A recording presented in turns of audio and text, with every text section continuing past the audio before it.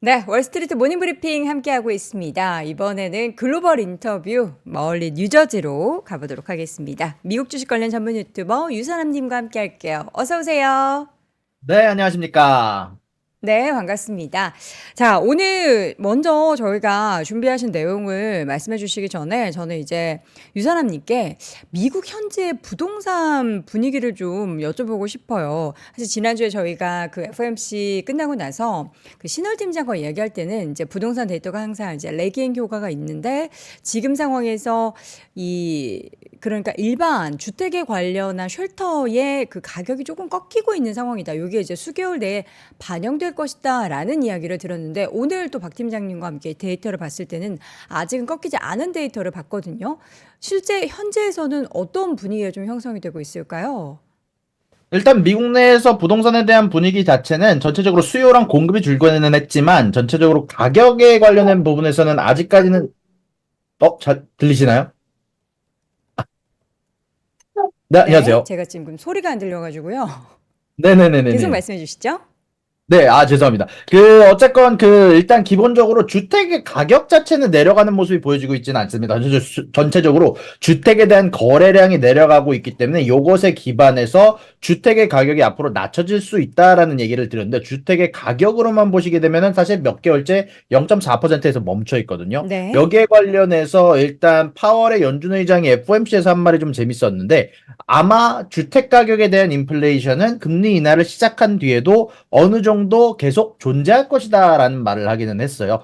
일단 이 말 뜻은 전체적으로 주택 시장이 무너지지만 않는다면 갑작스럽게 실업률이 늘지만 않는다면 인플레이션에 대한 레깅 이펙트가 있고 그런 부분들 관련해서 가격이 일단 다른 인플레이션보다는 내려온 게 늦을 거다라는 사실 좀 전환을 했거든요. 근데 음. 일단 그런 부분들 관련해서 제 개인적인 의견 자체는 사실 거래량이 줄어들면은 원래 주택의 가격이 좀 내려와야 되는데 이게 좀 재미난 현상으로 인해서 정확하게 얘기하면은 이제 주택의 공급도 수요와 같이 줄어드는 현상으로 인해서 지금 당장 주택 가격이 버텨주고 있지만은 음. 주거비 전체로 봤을 때는 이제 뭐 인플레이션이 남아있을 수는 있지만 주택 가격만 봤을 때는 이제 좀 내려올 가능성이 좀 높다라고 생각을 하고 있고요. 네. 그리고 주거용 부동산뿐만이 아니라 부동산은 상업용 부동산도 많이 이어져 있는데 상업용 부동산 같은 경우는 요즘 굉장히 분위기가 좀 안 좋다라는 이야기가 한번 나오기는 나왔거든요. 좀 이따가 음. 한번 더 디테일하게 다뤄보도록 하겠습니다. 알겠습니다.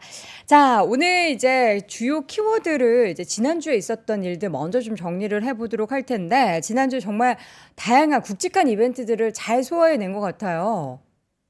네, 맞습니다. 저번 주 같은 경우는 변동성이 높은 이벤트가 굉장히 많았는데요. 자, 일단 하나씩 하나씩 짚고 넘어가겠지만 5가지의 키워드를 제시해드렸고 그중 4가지 키워드가 시장에 커다란 영향을 많이 줬습니다. 자, 일단 첫 번째는 애플의 WWDC입니다. 저는 이 이벤트를 사실 라이브로 봤고 전체적으로 사실 만족스럽다라는 느낌은 없었어요. 제가 이 애플의 WWDC에서 나올 것들에 대한 예상지를 드렸고 사실 거의 그대로 나왔습니다. 사실 혁신이란 부분에서 새로운 게 있었다라고 생각하지는 않았지만 사용자들이 원했던 기능들이 다 포함되어 있었어요. 제가 예상했던 부분들이 다 포함되어 있었고 분명히 삼성이나 여러 핸드폰은 이미 존재했던 기능이었지만 그런 부분들을 여태까지 애플에서 처리해주지 않았던 것 예를 들어서 시리의 업데이트라든지 아니면은 계산기 기능을 글로 적으면은 그걸 계산해주는 기능이라든지 젠모지 기능이라든지 여러 가지 부분들이 새롭게 나왔는데 이런 부분들이 분명히 혁신이라고 얘기하기는 어렵지만 사실 아이폰 같은 경우는 결국 중요한 건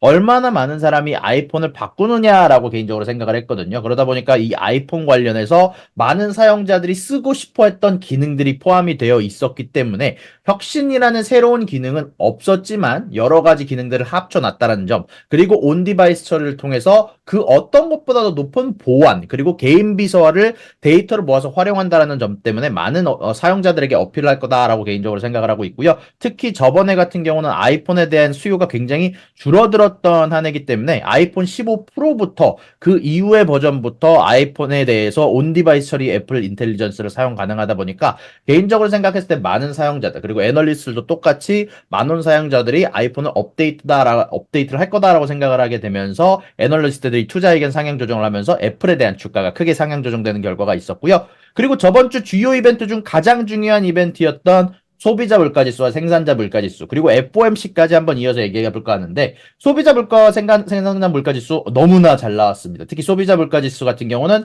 예상치를 0.1%씩 한 달 수치로 하회를 했고요. 생산자 물가지수는 무려 0.3%씩 하회를 했습니다. 그 가운데 안에서 예상보다 조금 벗어났던 부분들은 아무래도 천연가스가 0.8%나 빠졌다라는 점, 선물 가격 기준으로는 2배 가까이 올랐는데 그런 부분들이 반영이 안 됐다라는 점, 그리고 신차와 의류 가격, 운송비가 내려갔다라는 점이 아마 예상보다 조금 낮게 나오는데 기여를 했다라는 생각이 좀 들고요. 그러고 나서 생산자 물가지수 같은 경우는 똑같이 운송비와 유가가 아주 크게 떨어지면서 예상치를 아주 크게 하면서 전체적으로 채권 금리 자체가 아주 낮게 내려가는데 커다란 기여를 했습니다. 물론 여기에서는 최근 어지러운 국제 정세도 한몫 포함하기는 했겠지만 아무래도 전체적으로 생산자 물가지수와 소비자 물가지수가 낮게 나왔다라는 점이 채권 투자자들에게 굉장히 어필을 하면서 금리 인하 시기에 대해서 조금 기대감을 가지는 투자자들이 좀 생긴 것 같고요. 그럼에도 불구하고 FOMC의 점도표에서 나왔던 것을 봤을 때 사실 금리 인하 시기 자체는 3회에서 1회로 줄어들게 되면서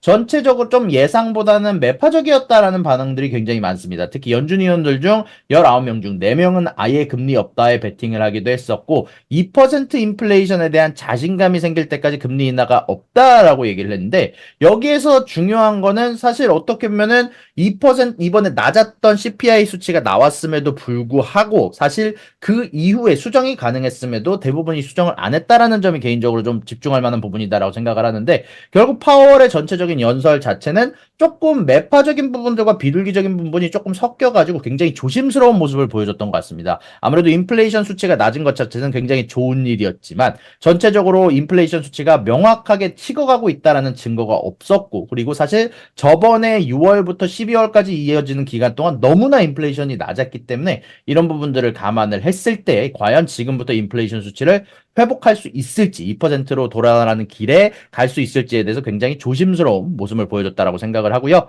그리고 테슬라의 주주총회 굉장히 재밌게 봤는데요.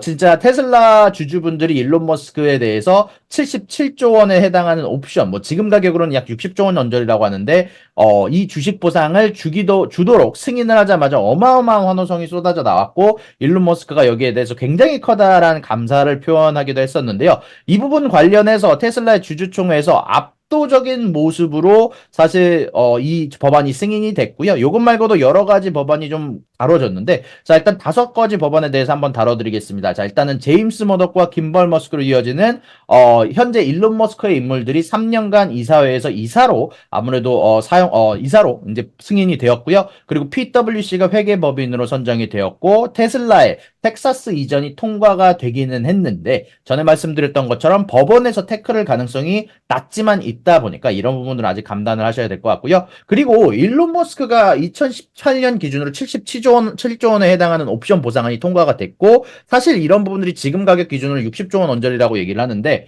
일단 많은 분들이 모르시는 게 이 옵션이 사실 당장 일론 머스크가 이거를 실행한다라고 해서 이게 시장에 나올 수 있는 거는 아닙니다. 일단 여기에 대해서 5년간 여기에 대해서 옵션을 행사를 하더라도 5년간 매도를 못한다라는 조건이 포함되어 있고요. 사실 일론 머스크가 계속 얘기를 했던 점이 자기는 테슬라의 25%에 해당하는 주식수를 원한다라고 지속적으로 얘기를 했는데 일론 머스크가 사실 지금 당장 기준으로 13%밖에 없거든요. 그러다 보니까 이 받은 옵션을 통해서 주식을 끌어 모으더라도 약 18%, 19%가 언저리 될 거다라는 얘기가 있습니다. 그러다 보니까 옵션을 실행하더라도 아무래도 시장에 판매를 할 방법을 찾아보기보다는 아무래도 일론 머스크가 테슬라에 대한 영향력을 확대하는 방식으로 쓸 가능성이 높다 보니까 이런 부분들은 아무래도 시장에 지금 일론이 가진 주식이 나올 가능성을 전체적으로 줄여둔다라고 최소한 5년간은 이제 안 나온다라고 생각하시면 좋을 것 같고요. 그럼에도 불구하고 주식에 대한 희석 효과가 있기 때문에 약 여러분들이 가진 주식들이 8.2% 밸류가 줄어든다라는 점 만약에 옵션이 행사가 되면 여러분들이 염두에 두시면 좋을 것 같습니다. 그리고 마지막으로 노조 결사에 대한 자유 결국 테슬라가 노조에 대해서 굉장히 단속을 하는 모습을 보였고 이런 부분들에 대해서 주주 제안이 나왔는데 주주들이 반대하면서 통과하지 못했다라는 점까지 이야기가 전달이 됐고요. 그리고 마지막으로 이런 부분들 관련해서 테슬라가 주주총회에서 일론 머스크가 몇 가지를 얘기를 했는데 사이버 트럭에 1300대씩 추가적으로 배달 중이고 4680 배터리가 굉장히 어렵지만 그러나 여전히 우리가 리더다라는 표현을 썼고요. 그리고 휴머노이드 얘기를 하기도 했었고, 그리고 만약에 자율주행 우리가 완성만 한다면 우리의 주가가 몇 년 안에 10배 이상 날 수도 있다라는 얘기를 했고요. 테슬라 세미트럭에 관련해서도 대량 생산 계획을 승인했다라는 소식을 전달하기도 했고요. 그리고 마지막으로 게임스톱 관련해서는 사실 어느 정도 전달을 해주시긴 했지만 이 로어링 키티라는 분이 게임스톱 콜옵션을 청산을 했습니다. 정확히 말하면 400만 주에 해당하는 콜옵션을 정산을 했고 현재 키스질이 들고 있는 게임스톱의 주식수를 그 대신에 늘렸는데 약 900만 주로 늘리게 되면서 현재 3대 주주에 등극했다라는 소식이 전달이 있는데요. 그럼에도 불구하고 현재 로어링 키티가 가진 옵션을 통해서 주가를 올릴 수 있다라는 예상을 해왔던 밈스톡 투자자들이 아무래도 이런 부분들에 대한 기대 심리가 좀 줄었다 보니까 전체적으로 게임스톱의 주식이 우상향하는 부분들은 멈췄다라고 보셔도 아마 여러분들 사이에서 좋을 것 같습니다. 네.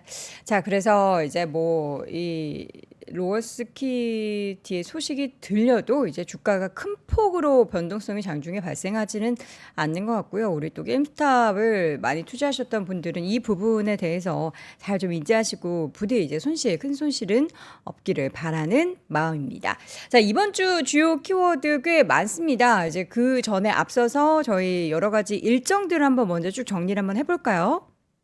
네, 맞습니다. 일단 이번에 제가 고른 키워드는 5가지인데요. 그 전에 앞서서 스케줄 먼저 한번 짚고 넘어가겠습니다. 자, 일단 월요일부터 연준 위원들의 연설이 예정되어 있습니다. 윌리엄스와 하커의 연설이 예정되어 있고요. 소매 판매 지수와 산업 생산 지표, 기업 재고 지표가 화요일 날 나오게 되게 됩니다. 그리고 이것 말고도 20년물에 대한 채권 입찰, 그리고 아틀란타 연준에서 발표하는 GDP에 대한 예상치가 나오게 되게 되고요. 그리고 수요일 날은 준틴스라고 이제 노예 해방일이다 보니까 현재 장이 쉬는 것으로 예정되어 있고요. 그럼에도 불구하고 수요일 날 중국에서 발표하는 기준금리가 발표가 되게 됩니다. 아마 한국 기준으로는 목요일이 될 것으로 예상이 되고 있는데요. 이런 말고도 사실 영국 쪽에서도 이날 기준금리가 발표가 되다 보니까 아무래도 쉬는 날이다라고 그냥 넘어갈 수는 없을 것 같고요. 그리고 목요일 날 같은 경우는 건축 승인 건수와 주택 착공 건수, 필라델피아 연은의 제조업 지수와 고용률이 나오게 되게 되고요. 그리고 금요일 날은 제조업과 서비스 구매 관리자 지수와 기존 주택 판매 지수가 나오게 되게 됩니다. 네. 자, 그러면 일정 하나씩 좀 보도록 하겠습니다. 첫 번째는 앞서서 부동산 이야기 저희가 잠깐 했었는데, 부동산 지금 상업용 관련해서 좀 안 좋은 소식들이 전해지고 있네요. 네, 맞습니다. 사실 이번 주에 여러 가지 부동산 지표가 발표가 되게 될 텐데, 뭐 요것과는 별개로 다른 뉴스를 한번 갖고 와봤습니다. 사실 이번 주에 발표하는 거는, 약간 상업 주거용 부동산 지표가 발표가 되는데 반해서, 이번에 핌코 세계 최대 채권 거래사에서, 사실 여기서 말하는 부동산은 오피스용 부동산이겠지만, 이런 문제로 인해서 은행에서 추가 판산이 나올 수 있다라는 얘기가 나왔습니다. 일단, 핌코의 존 머레이 그글로벌 부동산에 대해 얘기하면은 부실 CRE 대출에 대해서 집중도가 현재 중소형 은행에 대해서 너무 높다라고 하면서 지속적으로 은행 파산으로 이어질 것이다라고 주장을 하기도 했었고요. 특히 올해 초 뉴욕 커뮤니티 뱅코프의 주가 급락과 신용등급 강등으로 CRE와 현재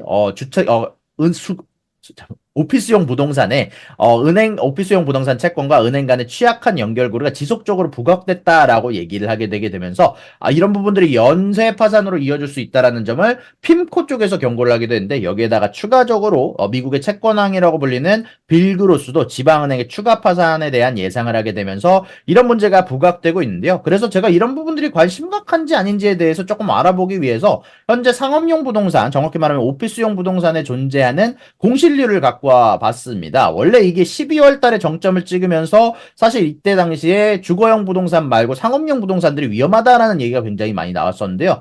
이런 부분들이 사실 2월까지는 좀 내려오게 되면서 조금 잠잠해졌었고 그때 저도 한번 오피스용 부동산이 그래도 공실률이 좀 내려가고 있다라고 한번 전달을 해드렸었는데 그 이후로 다시 또 지속적으로 오르게 되면서 예전에 12월에 갱신했던 수치를 그대로 다시 또 받아 넣게 되었습니다. 아무래도 전체적으로 사람들이 오피스로 돌아오지 않으려고 하는 움직임들이 있다 보니까 여전히 공실률이 20% 가까이에 달하는 상황에서 당연히 오피스용 부동산에 대해서 지속적으로 문제가 언급될 수밖에 없다라는 생각이 좀 들고요. 실질적으로 이런 오피스용 부동산 관련해서 최근 들어서 거래 가격이 급락했다라는 소리가 계속해서 넘어오고 있다 보니까 이런 부분들은 아마 여러분들이 지속적으로 염두에 두셔야 될 것 같습니다. 네. 자, 이어서는 이제 소매에 관련한 데이터가 이번 주에도 발표될 예정인데, 앞서서 저희가 그 RH라는 기업 얘기하면서 미국의 소비는 과연 지금 어떤 상황이 연출이 되고 있는가, 이전까지 보면은 이제 중산층이나 이제 좀 약간 소비의 여력이 없는 하위층 같은 경우에는 돈 쓸 여력이 없어서 관련한 기업들에 있어서 좀 불안감이 있었는데, 이제 RH까지 이러면은 이거 좀 걱정해야 되나 싶은데, 제가 알기로는 그 뉴욕에도 그 관련한 매장이 엄청 크게 있는 걸로 알고 있거든요. 어떻게 좀 RH 관련해서 들은 소식 있으십니까? 일단은 제가 솔직하게 RH에 대해서 좀 잘 몰라가지고 일단 네네. 여기에 대해 좀 얘기하기는 좀 어렵고요. 네네. 다만 이것 관련해서 파월이 이번에 언급했던 부분들이 있기는 합니다. 이번에 음. FOMC에서 딱 안 그래도 이런 얘기를 언급을 했는데 여전히 소비가 강하다. 다만 이런 부분들 관련해서 현재 사람들이 가지고 있는 여유 자금이 줄어들고 있는 건 확실하다. 실질적으로 소비 패턴이 사람들이 버는 돈을 넘어서게 되면서 사람들의 크레딧 카드 사용량이 늘어났다라는 얘기가 나오고 있거든요. 그리고 이런 네. 부분들이 사실 지속적으로 높아진지는 좀 됐다 보니까 아무래도 소비 관련해서는 슬슬 조금 약화가 보여지는 부분들이 나오지 않을까라고 개인적으로 생각을 하고 있기는 합니다. 실질적으로 뭐 최근 들어서 이제 들려오는 말들이 주변에서 결국 너무 가격이 비싸다 보니까 그리고 최근에 사실 실업률 관련해서 다 저번에 몇 번 말씀드렸지만 직장을 찾는 게 어려워졌거든요. 음. 예전보다 내가 직장에서 잘리는 비율 자체는 높지는 않지만 음. 직장을 새로 이직을 할 때 찾기가 어려운 상황이 지속적으로 반복이 되다 보니까 많은 사람들이나 가정들이 지속적으로 사용량을, 소비량을 줄여가고 있는 모습들이 아마 좀 관찰이 되고 있지 않나라고 생각은 좀 드는 것 같습니다. 네. 소매 관련해서는 이제 뭐 아직까지 뭐 큰 우려가 펼쳐지지는 않겠지만 기업별로 이러한 좀 다양한 결이 좀 나타나고 있기 때문에 여러분들이 투자하실 때 좀 잘 확인을 해 보셔야 될 것 같고요. 지금 이번 주 일정에는 그럼 소매 관련한 지표는 우리가 뭐 크게 우려는 안 해도 되는 건가요? 네, 일단 이번 주에 발표될 소매 판매 지표에 대해서 사실 이거를 제가 갖고 오기는 했지만 이제 여러 매체들이나 애널리스트들은 여기에 대해서 사실 집중을 해서 봐야 된다라는 얘기는 하고 있거든요. 이번에 음. 소매 판매 지수가 둔화되는 침체 우려다라고 얘기가 많이 나오고 있고 실질적으로 이번 주에 발표되는 지표 중에 중요한 지표가 그렇게 많지 않다 보니까 소매 판매 지목할 거다라는 얘기가 많이 나오고 있지만 개인적으로 생각했을 때 소매가 지금 당장 줄어들 거다라고 생각이 좀 들지는 않아서 개인적으로 생각할 때는 이번 주 전체적으로 봤을 때는 거시경제 지표가 상당히 좀 중요도가 낮다라고 개인적으로 좀 생각을 하게 됩니다. 네. 이번 주에는 그리고 영국이나 중국 쪽에서도 다양한 경제 지표 발표가 예정이 돼 있는데 이 뉴스가 참 재밌어가지고 영국 CPI가 발표될 예정인데 테일러 스위프트의 공연이 영국의 CPI 관련해서 좀 영향을 뭐 크게 미칠 예정입니까? 네, 맞습니다. 음. 아무래도 지금 영국에서 테일러 스위프트 때문에 금리 인하가 뒤로 미뤄질 수 있다라는 얘기까지 나오고 있는데요. 네. 일단 영국 같은 경우는요, 사실 최근 들어서 일단 CPI 관련해서 어느 정도 2%에 도달을 했기 때문에 음. 금리 인하 시기가 8월 언저리가 될 거다라는 얘기가 굉장히 많았는데 테일러 스위프트가 에라스 투어라고 해가지고 영국에서 이제 여러 가지 투어를 진행할 거다라고 발표가 난 이후에 지속적으로 영국으로 향하는 비행기 티켓과 그리고 현재 주거비 그리고 렌트비, 호텔비가 숙박비가 상승하는 모습들을 보여가지고 음. 이런 부분들이 현재 CPI 관련해서 0.15%나 영향을 줄 수 있다라는 얘기가 나오고 있다 보니까 오. 이런 부분들 관련해서 결국 CPI 시기가 한 달간 뒤로 밀릴 수 있다라는 얘기가 나오기도 했고요. 실질적으로 테일러노믹스라고 해가지고 예전에 숙박업계 관련해서 미 연준에서 발표한 베이지북에서도 여기에 대해서 언급이 있었습니다. 이제 신시내티에서 호텔 예약률이 테일러 스위프트의 투어 효과로 인해서 98%가량 증가했다라는 얘기가 나왔고요. 라스베가스나 미니폴리스에서도 호텔 수요가 코로나19 이후 최대치를 기록했다라는 얘기가 나올 만큼 사실 테일러 스위프트의 영향력은 어마어마한 상황이다라고 얘기가 나오고 있고요. 사실상 영국 투어로 인해서 현재 경제 가치가 약 1조 8천억 원에 해당하는 경제적 효과를 창출할 것으로 예상이 좀 되다 보니까 아무래도 영국 쪽에서도 좀 조심스럽게 인플레이션이 잠깐이나마 이제 투어를 하는 기간 동안 튀어오를 가능성을 좀 염두에 두면서 전체적으로 금리 인하 시기를 뒤로 밀린다는 소문까지 나오고 있는 것 같고요. 그리고 중국 관련해서는 최근 들어서 사실 나왔던 지표 중에 대출 지표가 굉장히 많이 망가지는 지표가 나왔습니다. 신규 대출 수치가 예상치의 반도 미치지 못하는 좀 수치가 나와가지고 여전히 중국 쪽 소비에 대해서는 여전히 좀 조심해야 된다라는 얘기가 나오고 있는데 그럼에도 불구하고 시장의 컨센서스 자체는 중국도 아직까지는 금리 인하보다는 금리 동결로 아마 마무리를 지을 가능성이 높다라는 얘기가 많이 나오고 있습니다. 네. 테일러 스위프트 영향이 이렇게 크다니. 지금 댓글창에 보니까 사라님께서 사라님이 아니군요. 테일러 스위프트 공연 중에 뛰어서 지진도 일어났다라는 별이 되어라님의 댓글도 눈에 띄는데, 와, 테일러 스위프트는 움직이는 인플레이션이냐. 근데 어쨌든 이 테일러 스위프트의 효과는 그 한 달 정도만 영향을 미치기 때문에 그 다음 또 데이터는 달라지겠죠? 네, 맞습니다. 단기적으로 미칠 효과이고 아무래도 사람들이 몰리다 보니까 네. 결국 비행기 티켓을 좀 더 구매하기 위해서 좀 더 일시적으로 비싸지는 것뿐이지 음. 사실 영국 쪽에서도 장기적인 영향보다는 단기적으로 미칠 영향이다라고 생각을 하는 것 같습니다. 알겠습니다. 이 밖에도 이번 주에는 사실 뭐 일정의 여유가 있기 때문에 또 자그마한 일정도 우리가 간과할 수는 없습니다. 여러 가지 또 발언들도 좀 예정이 돼 있다라고 하는데요. 어떤 부분입니까? 네, 일단 이번 주 같은 경우는 윌리엄스와 하커 위원의 연설이 예정되어 있는데요. 사실 양쪽 위원 다 최근의 발언 자체는 조금 비둘기적인 발언들이 좀 많았거든요. 예를 들어서 윌리엄스 총재 같은 경우는 현재 인플레이션 관련해서 금리 인하 시기가 언제일지는 잘 모르겠다라고 얘기를 했던 발언들도 있고 5월 30일 기준으로 그 당시에 인플레이션 수치가 상당히 높은 수치였음에도 불구하고 인플레이션에 대한 예상치가 이번에 기준으로 2.5%에는 도달할 거다. 그리고 이거는 굉장히 비둘기적인 수치거든요. 이제 그러다 보니까 개인적으로 생각했을 때 윌리엄스 쪽에서는 상당히 뭐 매파적인 이야기가 나오기는 조금 어렵지 않을까라고 생각을 하고 있고요. 그리고 하커 총재 같은 경우도 사실 저번에 뭐 굉장히 오랜 기간 전이긴 하지만 2월 기준으로는 5월에 금리 인하를 할 수도 있다라고 얘기를 했었던 만큼 전체적으로 양쪽 다 제가 생각했을 때는 두 번이나의 투표한 인물들이 아닐까라고 생각이 좀 되다 보니까 아무래도 좀 매파적인 발언들보다는 개인적으로 미들기적인 발언들을 좀 예상을 하고 있기도 하고요.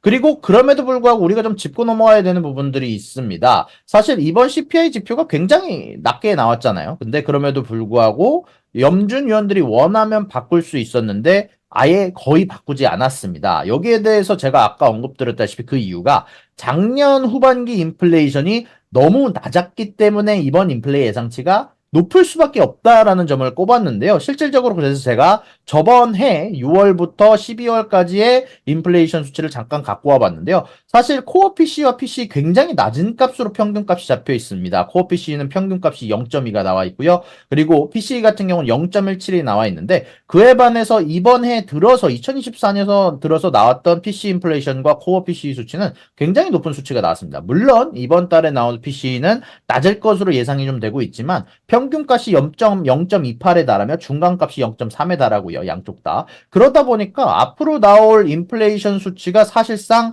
PC 수치가 0.17보다 낮지 않으면 지속적으로 0.17보다 낮게 평균값이 나오지 않으면 사실 PC 수치는 연말에 더 올라간다라는 거거든요. 이제 그러다 보니까 연준 위원들이 좀 조심스럽게 아마 이번 해 안에 인플레이션을 잡기는 좀 어려울 거다. 이번 해 안에 지금 나와 있는 인플레이션 위로 올라갈 거다라고 점도표에 찍은 것으로 예상이 좀 되고 있고요. 그래서 개인적으로 생각했을 때도 저도 이 지표를 보면서 생각을 했는데 앞으로 나오는 CPI 수치가 0.1에서 0.15 정도 사이가 나와주지 않으면 앞으로 나올 인플레이션을 잡기는 결국 아마 이번에 다음 해까지 잡기는 조금 어려울 수도 있겠다라는 생각을 했습니다. 여기에 관련해서 메스터 총재가 나와서 했던 말이 2026년은 돼야 아마 잡히지 않을까라는 발언을 하기도 했었는데요. 개인적으로는 그 정도까지는 아니더라도 아마 이번에 다음 해 안에 사실 저렇게 윌리엄스 총재가 얘기하는 것처럼 잡기는 조금 어렵지 않을까라는 게 제 개인적인 생각이고요. 그러다 보니까 저 점도표가 높게 나온 부분 아마 여러분들도 좀 염두에 두시고 CPI 수치 앞으로 나올 PC 수치 아마 여러분들이 보고 가시면 좋을 것 같습니다. 네. 아무래도 이번 주에 이 두 분의 발언 이후에 시장은 이제 한 번의 금리 인하 올해 좀 이뤄질 것이다라는 기대감에서 두 번까지에 대해서 조금 더 무게를 실을 것 같다라는 생각이 들고요. 그렇게 된다면 또 시장이 좀 소강 상태에 접어든 가운데서 추가적인 상승을 야기시킬 만한 그러한 재료가 되지 않을까도 싶습니다. 이번 주에 나스닥 리밸런싱도 예정이 되어 있어요. 네, 맞습니다. 일단 이번 주 기준으로 매 쿼터마다 진행하는 나스닥에 대한 리밸런싱이 나오게 되게 됩니다. 일단 나스닥 100 같은 경우는요, 원래 분기별로 재조정되면서 구성 요소 변경 사항이 함께 발표될 수 있는데요. 사실 상당히 뭐 현재 주식 시장에서 화제가 되고 있지는 않지만 여기에 관련해서 시리우스 XM이 최근 몇 달간 시가총액이 급락하게 되면서 나스닥 100에서 제외될 가능성이 언급이 되고 있기는 하거든요. 이것 말고도 여러 수치들이 과연 재조정될 텐데 이게 결국 결국 중요한 이유는요. 이 나스닥 100을 추종하는 여러 지수들, 여러 ETF들이 있는데 그런 것들에 대해서 결국 이 시리우스 XM이 만약에 빠지게 될 경우 혹은 몇몇 주식들의 비중이 줄어들 경우 거기에 맞춰서 사실 이 매니저들이 포트폴리오 매니저들이 자신들의 주식 비중을 줄여야 되다 보니까 여기에 관련해서 나스닥 100 내에서 조금 더 비중이 높아질 것으로 예상되는 애들은 더 미리 많이 사놓는 사람들이 많고요. 반대로 이 시리우스 XM 같은 경우는요. 원래 나스닥 100 지수의 최소 요건 중 하나가 전체 지수의 0.1%의 시장 가치를 유지를 하는데 문제는 시리우스 XM의 시장 가치는 0.05%에 해당할 정도로 지속적으로 빠졌거든요. 여기 때문에 CT 애널리스트인 제이슨 베즈넷에 의하면은 시리우스 XM이 나스닥 100 지수에서 제외될 위험이 있다라고 얘기가 됐고요. 그리고 사실 이 시리우스 XM이 지속적으로 떨어졌는데 아마 이런 부분들이 이미 이 월가의 추측으로 인해서 주가 약세에 기여했을 수도 있다라는 점이 사실 언급이 되기도 했습니다. 그러다 보니까 만약에 시리우스 XM이 나스닥 100에서 남게 될 경우 다시 또 주식이 크게 상승할 여력이 좀 있다라고 생각이 좀 들고요. 제외될 경우 추가 하락을 아마 여러분들이 염두에 두고 지수 펀드에서 최소 7,500만 주에서 1억 주까지 사이에 시리우스 XM 주식이 매도가 될 수도 있고 이런 부분들 말고도 사실 여러 주식들이 나스닥 100에 속하는 주식들이 리밸런싱이 이루어지게 되면서 거기에 따른 변동성이 예고가 된다는 점 여러분들이 염두에 두시면 좋을 것 같습니다. 네, 또 이번 주 예정되는 실적 발표는 몇 개업도 남았네요. 네, 맞습니다. 사실 이번 주 같은 경우는 뭐 실적 발표가 많지는 않은데요. 그래도 한국 분들이 좋아하셨거나 여전히 좋아하시는 기업들이 몇 기업 있고 중요한 기업들 하나가 있어서 한번 짚고 와봤습니다. 자, 일단 목요일 같은 경우는요. 오로라 칸나비스라고 해서 ACB라고 해서 사실 예전에 밈주식과 같은 성격으로 움직였던 친구가 정확히 말하면 이제 대마 관련주인데 일단 이 회사의 주식이 어닝 발표가 있는데 원래 이때 관련해서 변동성이 굉장히 유명한 주식으로 알고 있고요. 그리고 크로거 같은 경우는 현재 미국의 소비시장, 음식시장에 대한 조금 여러분들의 지표를 알 수 있는 어닝이다 보니까 개인적으로 조금 집중해서 보고 있고요. 그리고 컬맥스도 비슷합니다. 최근 들어서 중고차에 대한 움직임들 어느 정도로 수요가 늘어나고 있는지 줄어들고 있는지 결국 시장 참여자들의 직접적인 예상에 대한 가이던스나 부분들을 알 수 있다 보니까 개인적으로 생각했을 때 이 세 가지 기업들이 제가 주목하고 있는 어닝들이다라고 말씀드릴 수 있을 것 같습니다. 네, 이번 주 실적 발표 예정되어 있는 기업들 내용까지 정리를 해드렸습니다. 오늘도 글로벌 인터뷰는 멀리 뉴저지에 현재 살고 계시는 미국 주식 관련 전문 유튜버 유산남님과 함께했습니다. 고맙습니다. 수고하셨습니다. 박근영, 이선영, 서경인, 염승환 투자 마스터들의 세심한 케어로 건강한 투자 습관을 만드세요. 3프로 멤버십 3프로 앱에서 확인하세요.